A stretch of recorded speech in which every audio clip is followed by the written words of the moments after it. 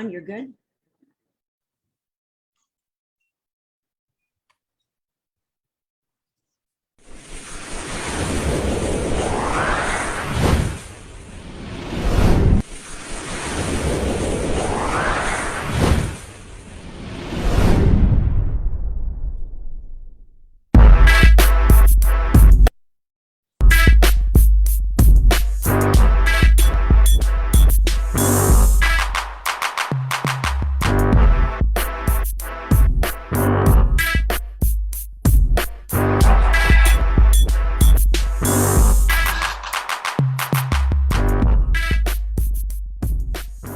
Thanks for joining us today for Master Coach's Wednesday Weekly Buzz and our after show Buzz Reaction.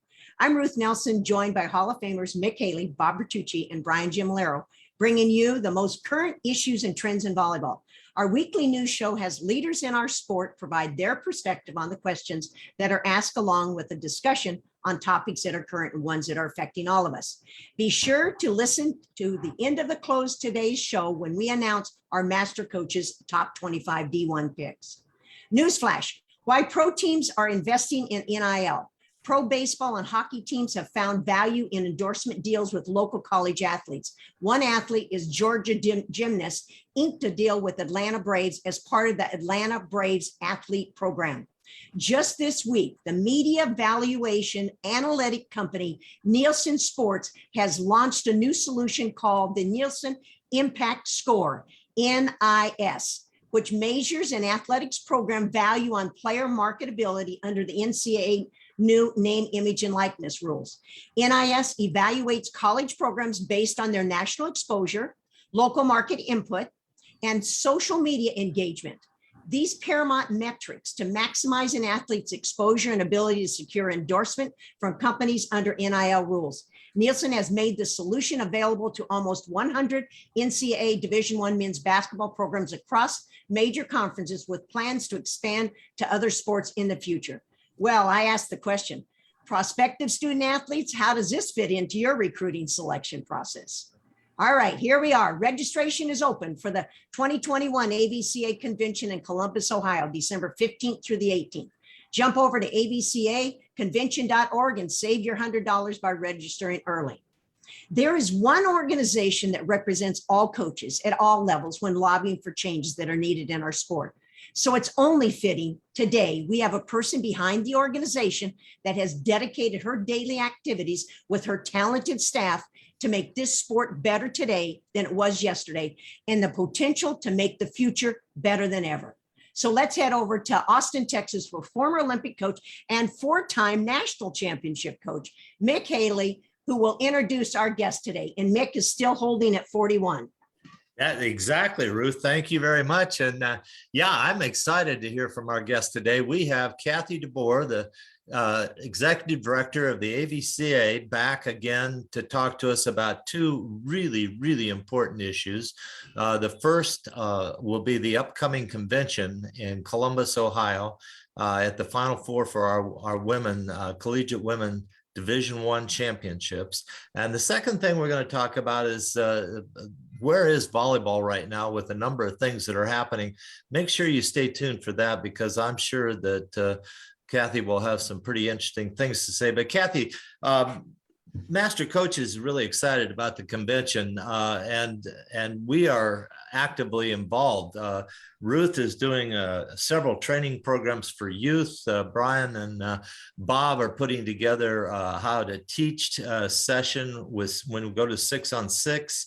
I got invited to be part of Jim Stone's introductory program on advanced skills and systems on Wednesday. Master Coaches got Doug Beal moderating what we learned in Tokyo. I mean, we've got so many things, not to mention a mentoring session with Ashley Preston has invited Ruth and I to be involved with that. So tell us what your favorite things are coming up at the convention and why you're so excited about it.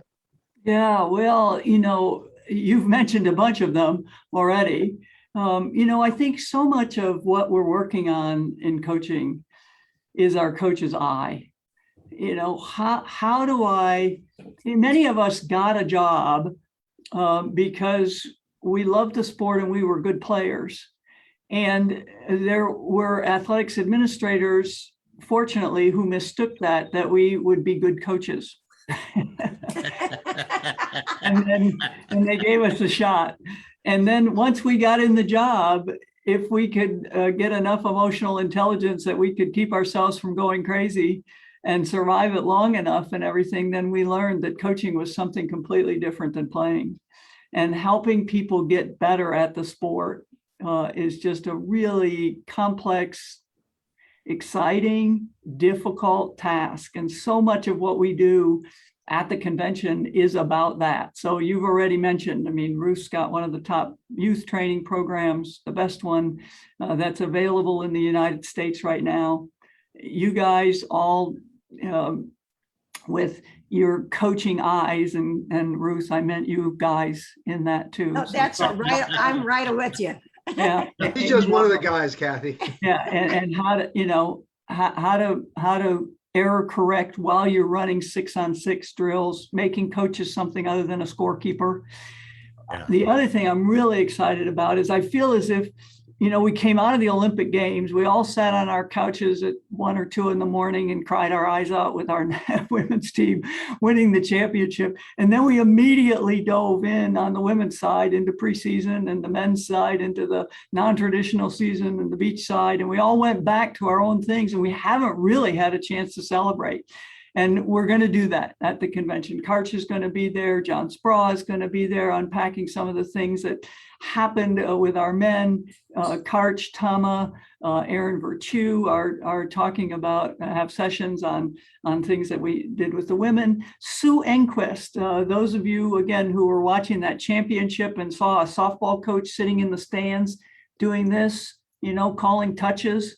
All right, she became an advisor to our women's national team, and was credited by Karch and the players at really being a difference maker. She's coming. Kim Hill is coming, and the two of them are going to talk about what happened off the court that was so impactful for the team. So there's just, and then, you know, we also, for those of you who are looking for ways to stretch your dollars of professional development and budget, we have 500 kids coming into the Phenom College Prep program who will be engaged in a showcase on Saturday afternoon. And we'll do some AVCA volleyball performance index testing with them on Friday and give you an athleticism score that corresponds with kids that are playing their position in college. So many exciting things. We have 8 people going into our Hall of Fame. We'll be naming our coaches of the year. Boy, don't miss it. Okay. All right, Mick, I'm on. You are. Yes, Kathy, before we begin a little bit more into the convention, I want to jump over to the website because we've received a number of calls and requests, and that is, how do we get registered? And I know to us as members of AVCA, we know how to get registered, but why should someone become a member? Why not just register for the event? Well, you can. You're certainly welcome to do that. You're going to save a bunch of bucks if you just become an AVCA member at the same time, because the membership rate is significantly lower than the non-member rate. And so yeah, and then we serve you all year long, not just the 4 days of the convention, but you get all the AVCA benefits the rest of the year. So either way, it works for you. If you register before the end of next week, early bird, you're going to save another $100. And so, yeah. So makes it worth it to you to get that done in the next 2 weeks. Okay, so for all our viewers, whether you're a member, you need to become a member, of course. You go to avcaconvention.org, you see the registration, you become an AVCA member. And then you get to look through all the educational, the seminars, the pre-convention. Now, my next question is, what does a blueprint of the convention offer coaches of all levels and experience? Well, we're very intentional with our programming, that we are looking that we're an umbrella group. So we've got a men's and boys track that's part of the convention. We've got a beach coaching track that's part of the convention. We speak to college coaches on elite training. Jamie Morrison is coming in, an international coach. Shannon Windsor, head coach of the Canadian national team, is going to be there. And I've already mentioned our national team coaches are going to be there doing elite training. But we also have, the Nancy Dorseys and some of our really top high school coaches will be also presenting sessions. So the idea is to be a one-stop shop. And the idea also is to make it really difficult for you to decide what to go to. So there's about 6 sessions that go on in every time block. The good news is, as a registered member, you're going to get access to all of those afterwards. So you do have to make choices while you're there. But then afterwards, if you're a convention registrar, if you've gone and registered, you get access to all of them afterwards. And so that's how I usually consume the convention. Is I see all these things and I mark my calendar and I go, I'm going to this one, I'm going to, and then I end up in a meeting or something like that, and I have to watch them all afterwards. But that's what I do between Christmas and New Year's, is go to the convention again. Okay, so my last part of this question is, we want to talk about all the sessions in the educational track, which you've already touched on, but could you walk me through why you're doing a virtual convention as well as an in-person convention? Yeah. Well, we know that there have been some cuts in professional development. And so we know that there will still be people who maybe won't be able to come. Okay. We also found out last year where we just had overwhelming support for a virtual event, and we went and broke down who came to it. And there were 700 people who hadn't come to the convention in 3 years that came to the virtual convention. Okay. And so we realized that there are lots of things that are going on in coaches' lives. We know that our event hits pretty close to a holiday time, to a time when kids are out of school. We know people haven't been able to travel and be with family, some for 18 months. Anyway, so we wanted to make sure that you're still part of the convention. So what we'll be doing is we'll be taping certain sessions of the convention, uploading those in the evening, and then we have certain convention sessions that are virtual only. So the Texas staff has agreed, for instance, they're putting together a virtual only, and it'll only be available to the virtual attendees. So it's a hybrid of the two, but where, again, we wanted to be a full service provider to volleyball coaches in this country. Well, I'm going to be like Bob Bertucci. He always says, well, I do have a few other questions that I'll ask later if there's time, but I'm going to go to Brian because I know he's got some questions too. Well, can I lead into this for Brian just a second, Ruth? Because one of the parts of this, and Brian and Bob are going to ask some pretty important questions here. We have the USAV, we have the JVA, we have the AAU, we have the AVCA, as leader organizations, and I'm probably missing 1 or 2 others. We have now corporations coming in. We now have 2 pro leagues trying to function. And it seems to be a tremendously exciting but confusing time for volleyball. And there are some questions about what the real purpose is of a lot of these things, like the pro leagues or the companies that are buying clubs or the clubs that are banding together and forming groups by themselves. Kathy, can you, well, I'll just throw this to Brian for some questions, but Kathy, prepare for those things because Brian and Bob have got some good questions. So go, Brian. Kathy, the question's been posed. What is the state of volleyball? What is, the state of the union, according to Kathy Deboer? Where are we? Yeah. It's a really good question, and there's a lot of uncertainty out there. I think I'm actually as excited about where volleyball is right now as I've ever been. And I'll tell you why. We have always wanted to be mainstream, right? We've kind of sat out there as a niche sport. People call us a minor sport, a niche sport. And what that meant is it meant that people who were investing in sport were not investing in volleyball. They were investing in soccer. They were investing in baseball. They were investing in basketball, football. They weren't investing in volleyball.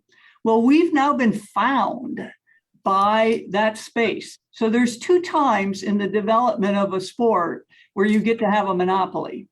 One is when nobody gives a damn about you, all right? And that's where we've spent a lot of time and no one cared about volleyball in the mainstream sports marketplace. And then the second is once all the disruption has happened and you're the NFL or you're Major League Baseball, somebody has captured the space in a professional model and with sponsors, you're the NCAA and you've now got it. So there may be some other players, but they're all bit players.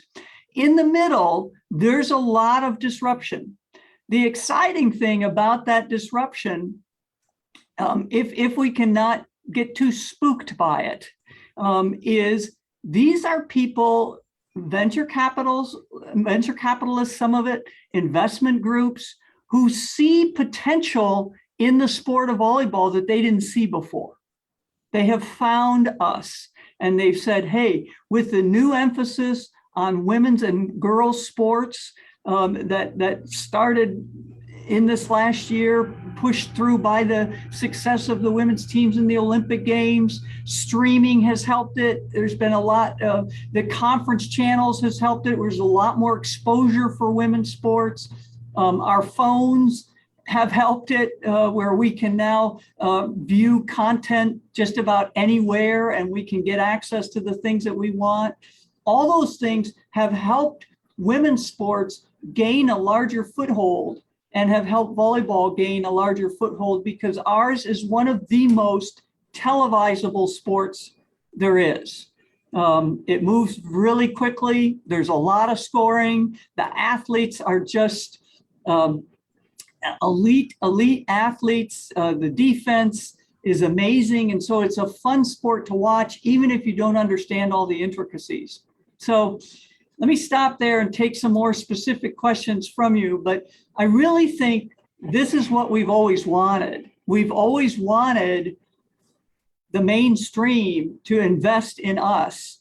And now they're doing it. And they're doing it because they think there's a reward there for them. They think that there's profit to be made. I think it was perfectly stated. What you just said is perfectly done. I want to refer back to your original statement. We become coaches because people are willing to give us a chance, so we really don't know what we're doing, but we kind of make our way, hopefully. And I think that a lot of disruption are going to come from people who never saw the sport as something that's could be, a major consideration from sponsors, from the mainstream. And I think that's going to happen. So that is disruptive. There's no question that our cottage industry may no longer be a cottage industry. It may be bigger. And I just wish I was a lot younger. I would like to be bigger part of this whole thing. Kathy, I want to throw you a curveball right now. Given the climate of the country and all that this is going on, and it's really hard for me to understand who the AVCA is and with all these other groups and how you do it. But we turn to you so much. We all turn to the AVCA. Given the climate, is this a good time to unionize? Could this be a union of college or volleyball coaches across the country? Is that considered? No. I mean, in terms of has the AVCA considered it? You're right. It's a curveball. Well, I wanted something you weren't ready for. Yeah. Well, you hit on it. Certainly. So yeah, that is a very interesting question. I mean, why the AVCA was formed, Sandy Vivas unpacked this in an interview that I did with her for the 40th anniversary. And of course, Sharon McAlexander was there right at the beginning. Mick was. Terry Liskevich, Andy Banikowski, but it was formed to do what you're talking about, to give volleyball, and we were talking about college coaches at the time, mostly Division I college coaches, to give them a voice with the NCAA. I mean, I interviewed Mick on this also, and he said, hey, you know, the NCAA, they'd started doing women's sports. They put together a committee of administrators. They didn't know anything about volleyball. They just started throwing darts at a board, or at least that's what it felt like to coaches. And so we needed a voice, a collective voice. So not something as organized as a union, but that has always been the function of the AVCA, is to be the voice of the coaches. And we've tried to then expand that so that we can be the voice of the men's coaches on things that they want. And we're fighting very, very hard for them right now on bracket expansion. Beach coaches the same way, the toughest championship to make, beach volleyball NCAA championship. And so collectively, how can we get coaches' voices into that mix and then continue to do it? The interesting thing about the AVCA, and this is both a great asset and a huge debit, is we have no jurisdiction. Right. Okay. In other words, the most egregious thing I can do to sanction a coach that's an AVCA member is take away their membership. Oh, no, not that. All right. I can't cost you your job. I can't fine you. I can't get you investigated. I can't do any of that. AVCA cannot do any of it. And so where it's a benefit is it allows us to be an umbrella organization. We frequently call ourselves Switzerland, is that we will align with any group that we feel is honestly trying to make the sport better. And whether that's, and we know that's always been USAV, we know it's the JVA, we know it's, you know, part of the sector of the AAU. You know, what I love about these two different leagues that have started up with professional aspirations, what I love most about it, Brian, they're doing something different. You know, we know what doesn't work. We've already tried it like 16 times. Okay. And both Athletes Unlimited and League One Volleyball is coming at this with some different models. And No, I didn't mean to throw you that curveball.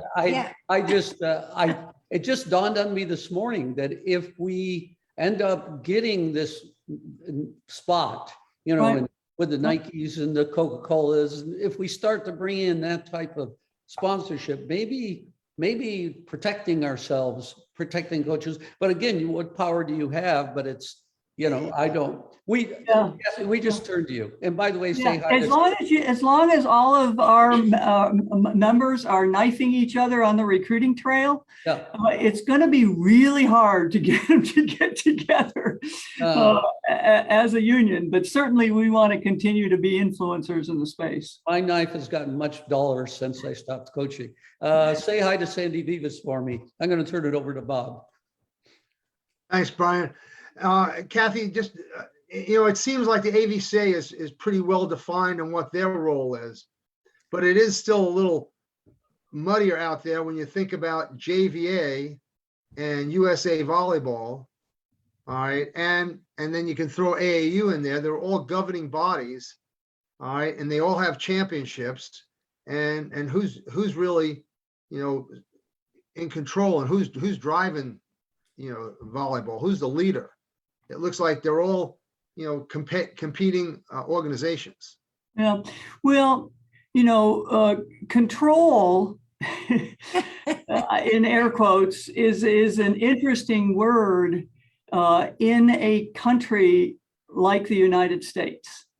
And what I mean by that is, you know, with our system of entrepreneurship and capitalism, we are a country that just is viscerally opposed to having government control. I mean, in many countries, you know, if the China Volleyball Association is with you, then you're in. If they're against you, you got no chance. And many countries in Europe, their Olympic development is funded by the government. In the United States, it's not. So what's the role of USAV? Well, the role of USAV at the beginning of the day is the elite development of the top of the pyramid of putting competitive teams for us out there on an international stage.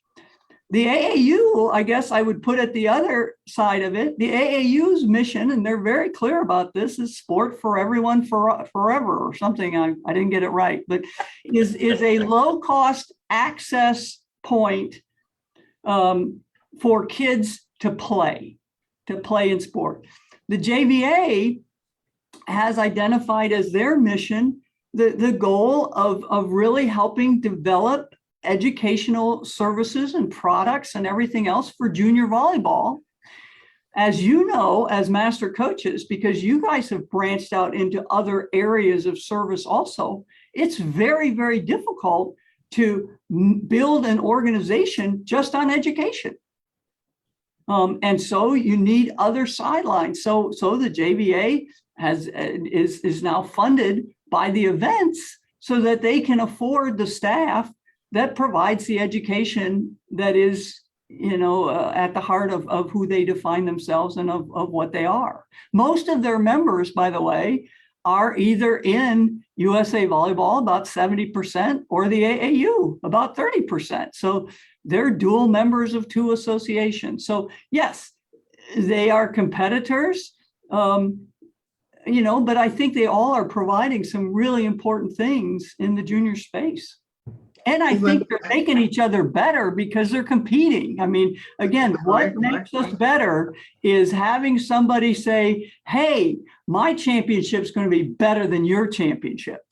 And here's how I'm going to do it. Having adults compete with each other to serve kids, that can be pretty good. So I guess, all right, you feel the same way about these corporations coming in to volleyball, that it just adds another layer of competition and it's going to make us all better. Anything else you want to expand on that? Yeah, I mean, I do. In the short run, there may be some downsides because there will be some folks that won't make it. That's what disruption is about. That's what the marketplace is about, is that, there are clubs potentially that won't make it. There are events that won't make it. We know that. That's what the definition of disruption. And if that's yours, it doesn't feel very good. And you'd like it to be the way that it was.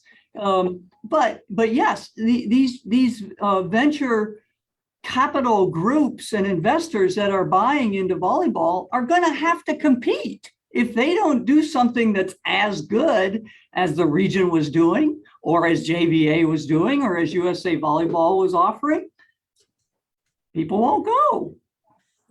Parents won't go. They'll vote with their feet.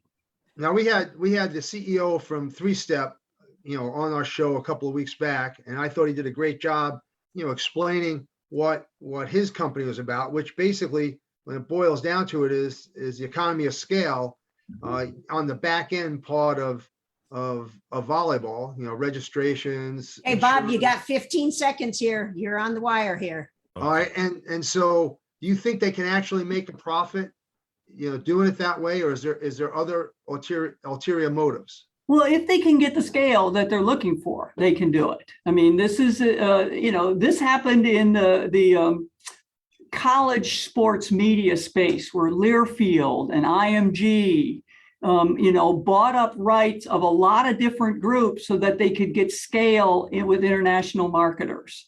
It's the kind of AVCA is in an association management company with 10 different associations. Why? To get economies of scale on HR, tech, budgeting, finance, all those things. And it works if you get the scale. It doesn't work if you don't get the scale. So that's okay. The big question. Our time is up. Ruth is pulling the plug on us again, Kathy. I'm sorry. Yeah, but we'll have her back on. Kathy, I want to thank you and for making today's show another one of your commitments to always finding the time to make ways to include everyone in this movement in order to gain traction for better and more opportunities.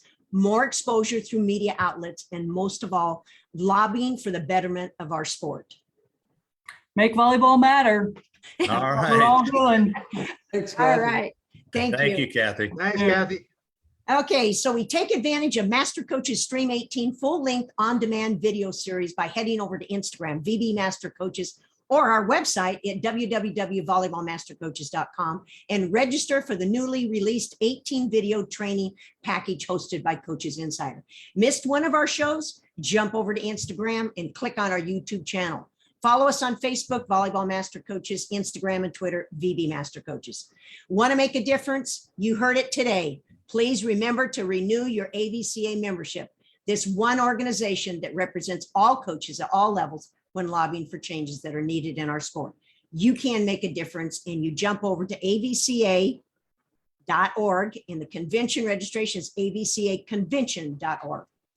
We now close today's buzz, and please stay on as we will begin our recap with Master Coaches. Special thanks, he's on today, to our Buzz and Buzz Reaction digital partner, Dr. John Foreman.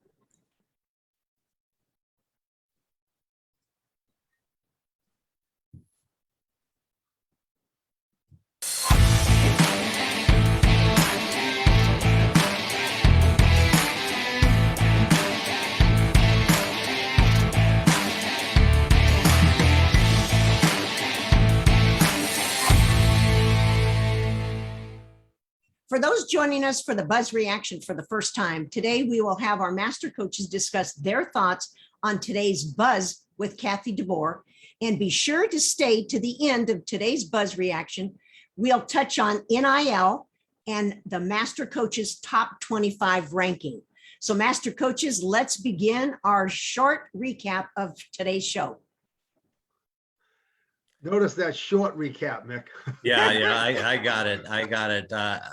I really wanted you to push the 3-step had actually said that they think they can run tournaments better than anybody else, because volleyball people that are running tournaments now will be in a competition for those events here coming soon. Our purpose, I thought, the last 3 weeks, and I think you guys did a wonderful job of pointing these things out, especially Brian took one side. He agrees with Deboer that this is very, very good for volleyball. He sees the upside of this.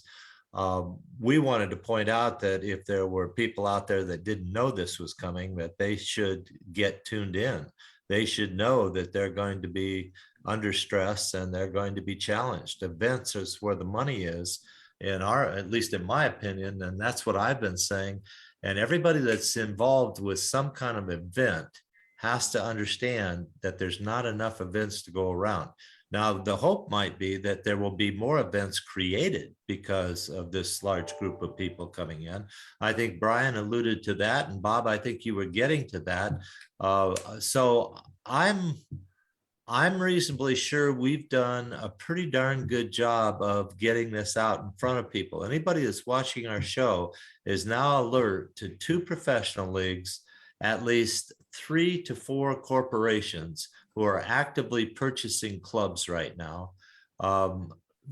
They also have been alerted to regional commissioners cannot overly dominate and hold people at bay because they want to run events also. So that's going to have to open up, or corporations are just going to buy those people and take them over. I just think we've done a pretty good job, but how do you guys react to all of that? Well, let me just say, up on the screen, you see the people that we've talked about. I think that there's the area of the professional, there's the area of JVA and AAU and USA Volleyball, but I still think that there's 2 or 3 other areas that I think that we've exposed all these clubs to, and that is, who have you partnered with? You know, if you can't partner with Love and you can't partner with 3-Step and you can't partner with, hey, John, Nation Academy, when they decide to roll their stuff out, you know, what can you do? NSCA, you've got Baden, you've got everybody, League App's doing this. You've got playbook, you've got open doors, you've got all the NIL stuff now that's being an issue, even at the club level. I even talked to Lucero, who you guys know, played in the 64 Olympic Games. She told me her granddaughter bypassed high school for the last year and a half to play club only. So, I mean, if anything, what we've presented, it opens a door for lots of things, not just buying out. So I would just add that to it. Here's a question for everybody. What's the one organization we didn't mention that has a lot to do? USA Volleyball. Well, we mentioned them a little bit, but there's one that we. I thought Kathy did a really good job of kind of defining some of those, some of those questions about those organizations. I mean, USA Volleyball, she kind of, identified as they should be working at the tip of the pyramid. And that makes a lot of sense. Though they always seem to try to do different things, JVA is fitting in with education as AVCA is doing college education. AU is the base of the pyramid. Which organization did we miss? NC2A. We didn't talk about them at all, No, or we the did. high school organization. They for didn't that come up matter. in the mix anywhere. And all three of our programs on this, the last month, no one mentioned NC2A about anything. And Oh, they no, have- in they my have newsflash, no- NIL. Well, NIL, yeah, maybe They have- around the they- block. That's a roundabout way, yeah. But as a governing body, we did miss talking about the high school federation and NCAA. And I love that Brian got my players union back. I tried to Coaches tell her union. that was your idea, but when she didn't say too much good about it, I didn't want to throw you under the bus. That was a good curve. I like that. I thought that was a great question. I started thinking about that after reading your email about the questions and going over, and then I thought it led right to that. I actually think, good luck doing it, and that would be monumental, but I think it might, given unions are making a comeback right now, I think there's a chance of protecting coaches. I mean, how many coaches have been mistreated, really? And if they had a union behind them, it might be a little better. That's all. No. Well, that's probably another show on NC2A administrators and their training relative to dealing with highly trained volleyball coaches now, and how that all works together. I think each one of us has some pretty strong opinions in that regard. How about the convention? Did you learn anything new about the convention? Well, I thought she did a good job of covering, but there's still a lot of people that ask that question is why become a member? So, it's like we always ask, we assume everybody's on internet. We assume everybody's on fast internet, even though it goes slow. So we can't assume everybody knows about AVCA. There's plenty of coaches that I've asked, even at the high school level. And she gave an overview of the tracks and all that. But I think just supporting your organization because they're lobbying for you is also another reason. Well, Ruth, is the prices different for the member? Yeah, you get as $100 off Uh, if you register early.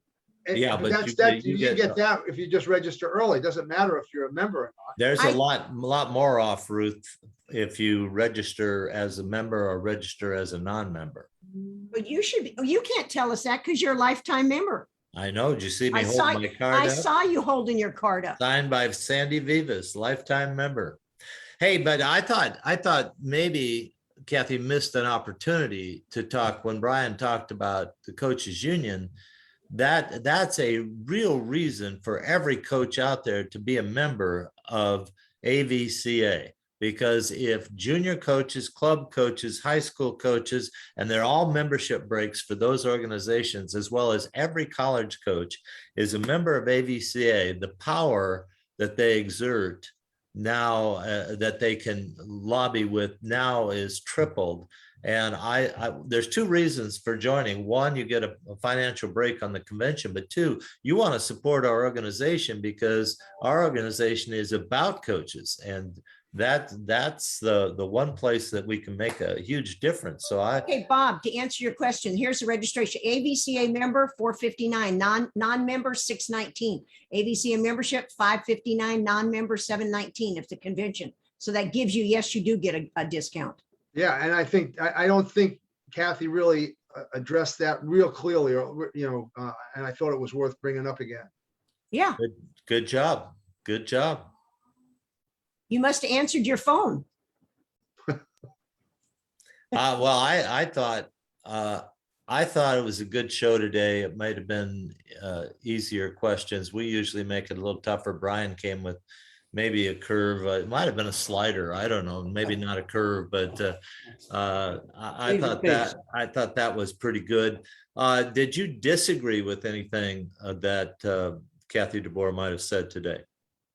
I thought that the questions were very organized, and she's such a good spokeswoman for our organization, and she's so organized and professional, and she knows her stuff. So I thought it was very thorough, and all the questions were good. I thought it was exactly what it needed to be. Bob's questions at the end were appropriate and kind of cleared the air about certain things, and I thought it was a very good show. Important show. Are you guys excited about the presentations that Master Coaches is involved in at the convention? I mean, each one of you is in something different, either by design or by presentation. You're either designing or presenting. Well, I can tell you, I think, go ahead, Bob. I'm excited about, continuing to work on, teaching through the 6-on-6 that we've been talking about. I work on that in practice every day, and it is a little challenging, especially for coaches that have used drills like I have over the years, and is pretty much a pothole teacher. It makes it a little bit more challenging, but I'm really starting to see some results from doing it. I thought that what wasn't brought up was that for the first time, because of the new rules, college athletes are going to be able to help with the demonstrations. And I thought that's a great thing. I think especially on the 6-on-6, corrections made will be better. But I thought that's great. It's good for the eyes of the coaches to see what we're talking about.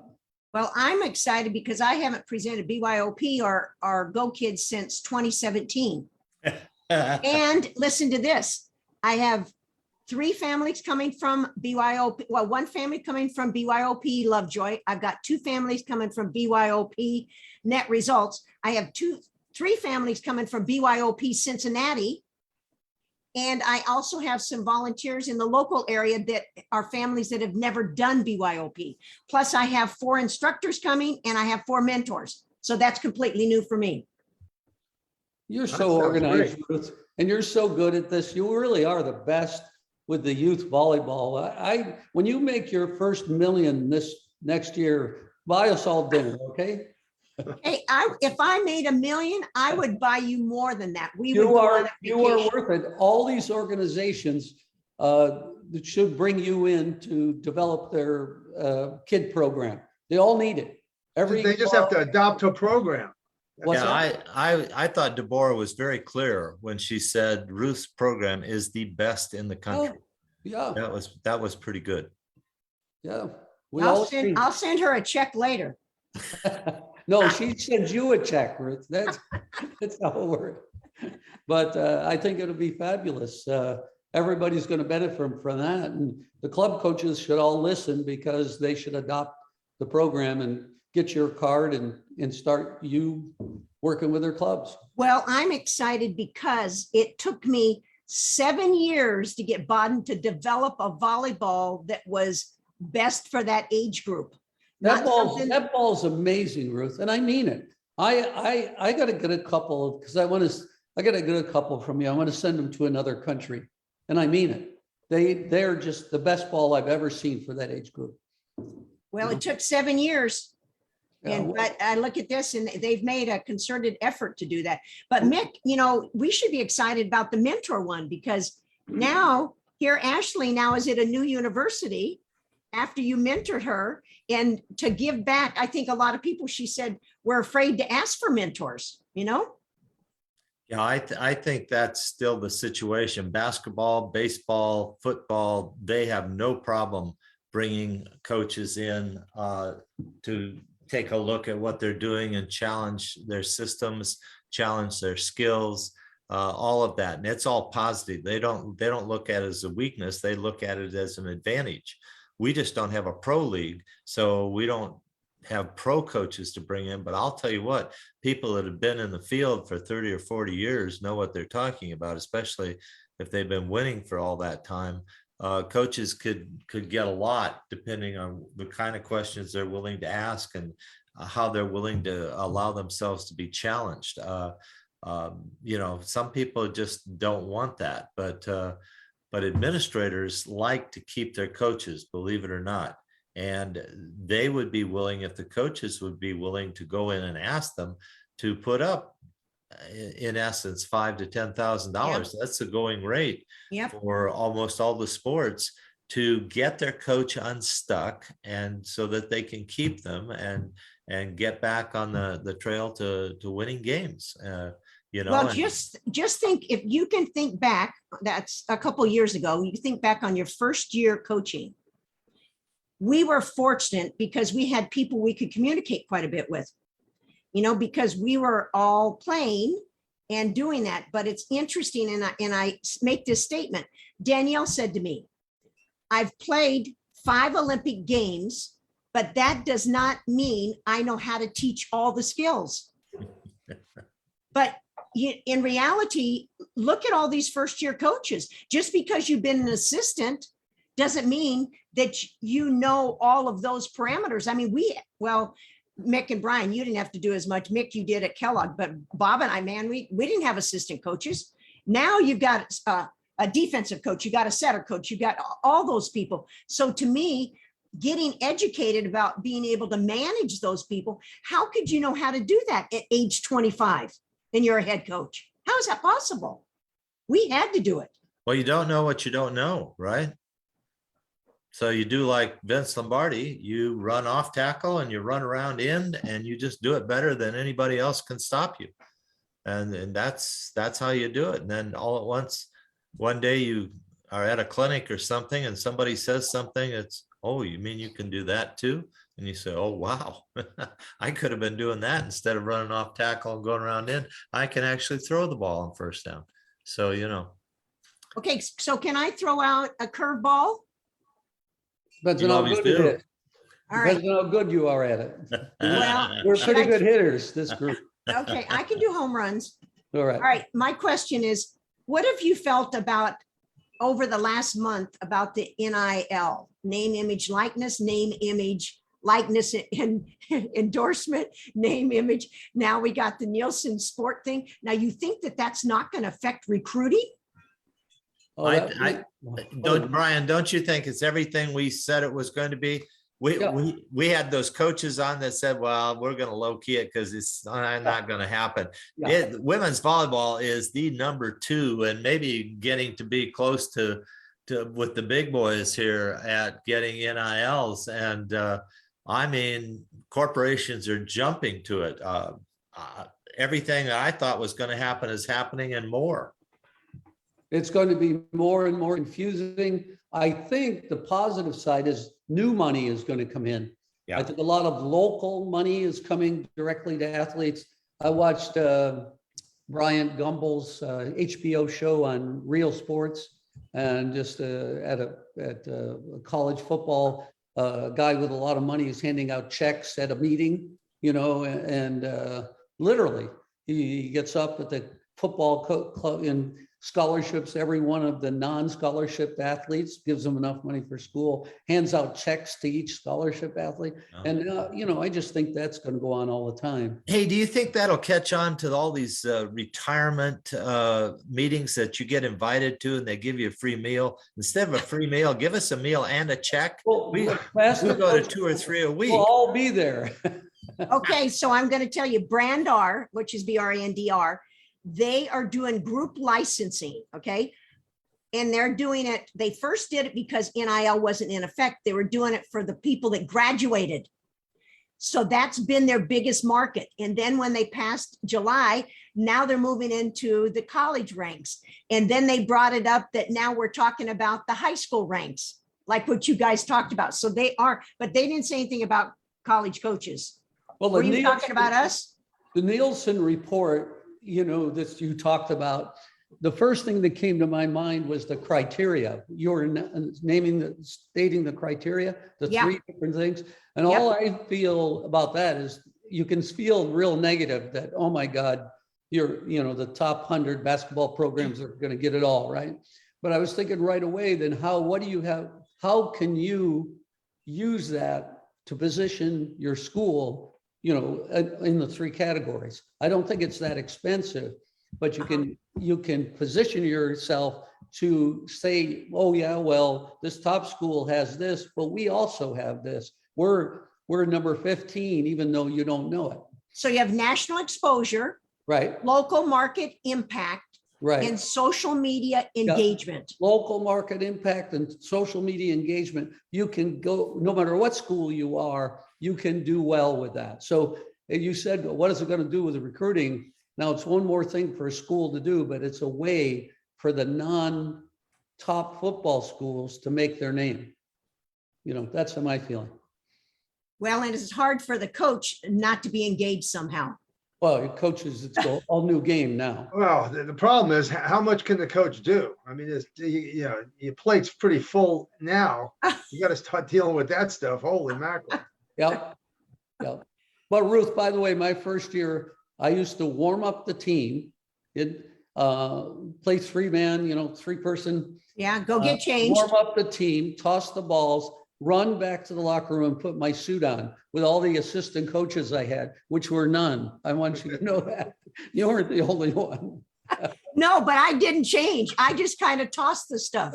I did take my shoes off though. I get more sweaty suits than anyone, Well, we better get into the top 25 here. Yeah, All right, I here we think go. this top 25 is going to blow people's minds here a little Here we bit. go. All right, well, all right, let me spotlight it for everybody. Yeah, do that. Okay, let's do that.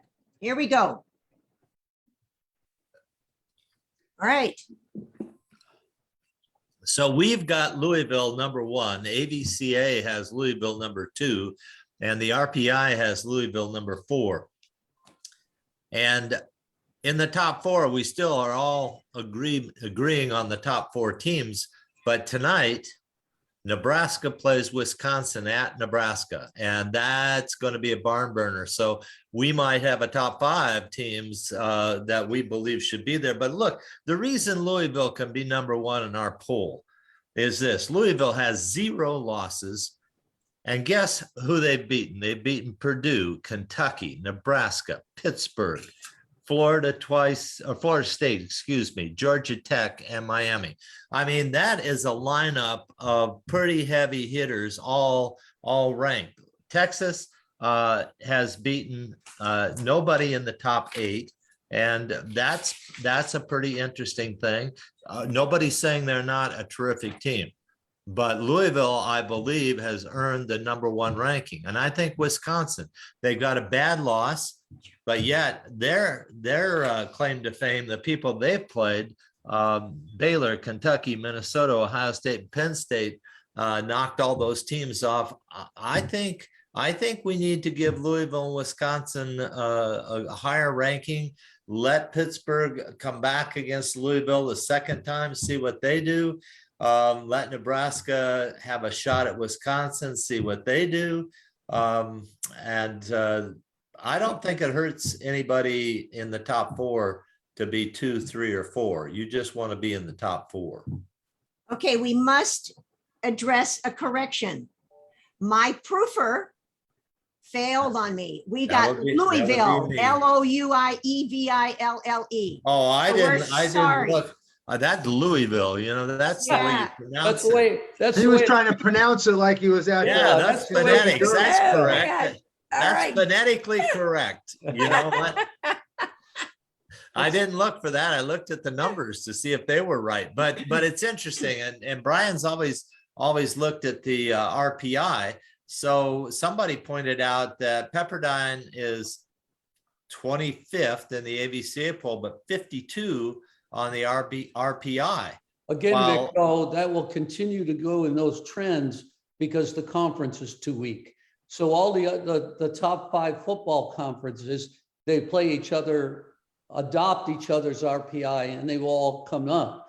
The Pepperdines are going to get hurt the So, rest of the year. so speak to this then, Brian. Speak, why is Tennessee number 24 in our poll, number 21 in the AVCA poll, but number 9 in the RPI?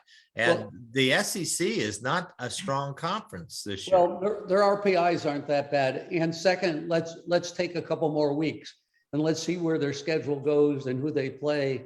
And if they play the weaker teams, then they'll go down even if they win. Well, guess what? They're playing Kentucky tonight. So Oh. that's your second match. To Actually, watch. that will help, even with the loss, if they lose, will keep them in that RPI ranking. But this is as close as I've seen the RPI to the rankings in a long, long time. Wouldn't you agree with that? Yeah. The RPI actually has got the top 4 teams that the AVCA coaches have and that we have. So The RPI isn't bad. It's just not enough. It's not thorough enough. It can make mistakes, and they just need to add some things to it. That's all. well, and, Well, Mick, and- let's talk about 14.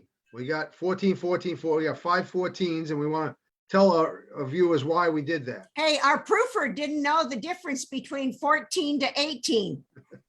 No, that was done intentionally. All it right. was done intentionally. We have a group of teams there that's just beating each other up, and there's no real winner in this 5 right here. This 5, they've had some good wins and some bad losses. They've beaten each other up in some cases, and that's why we have them all together in our poll. We think there's a 5-way tie in that position between Minnesota, Stanford, Oregon, Penn State, and Utah.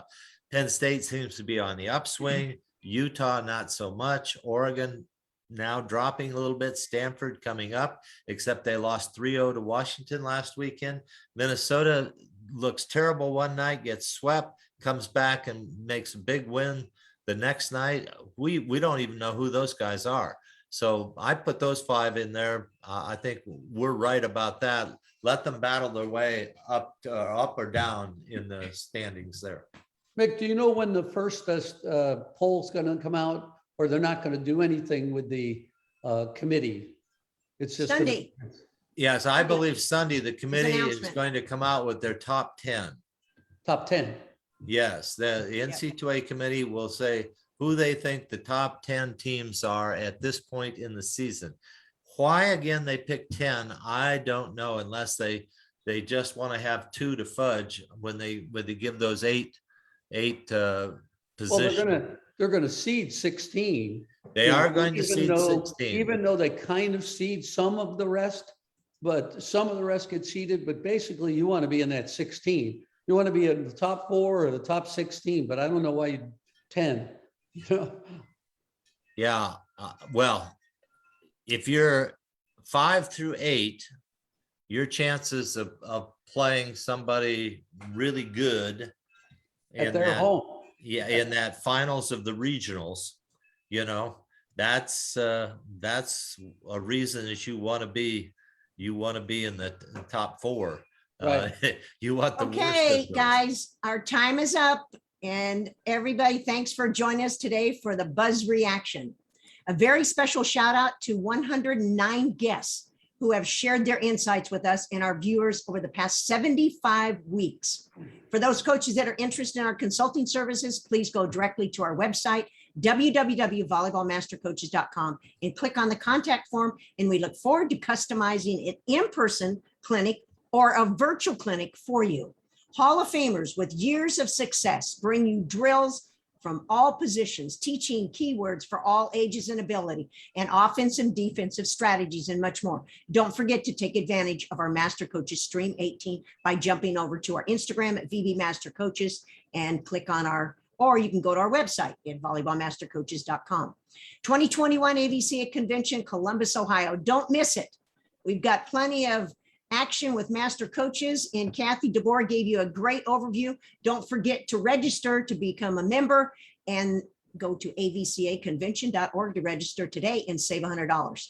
Yeah, Be we've only got sure. a week for that $100, right, Ruth? Yep. Week? Yep. Yep, November 1. Be sure to tell your friends about our weekly news show, and don't forget to send your questions or your feedback from our Buzz or Buzz reaction. All right, before we close out, we want to give a shout out to 1968 Olympian AVCA Hall of Famer Marilyn McGreevy Nolan. The best wishes on her recovery after her tragic automobile accident that has put her in the hospital for the last 5 weeks. That's tough. Well, You guys get are doing a better, shout out Get to her. better, Marilyn. Yeah, Yep. let's Get give her better, a shout Marilyn. out. Yep. I'm sorry, I Thanks. didn't know that. Neither Thanks did I. for joining us today, and see you next week on the Buzz.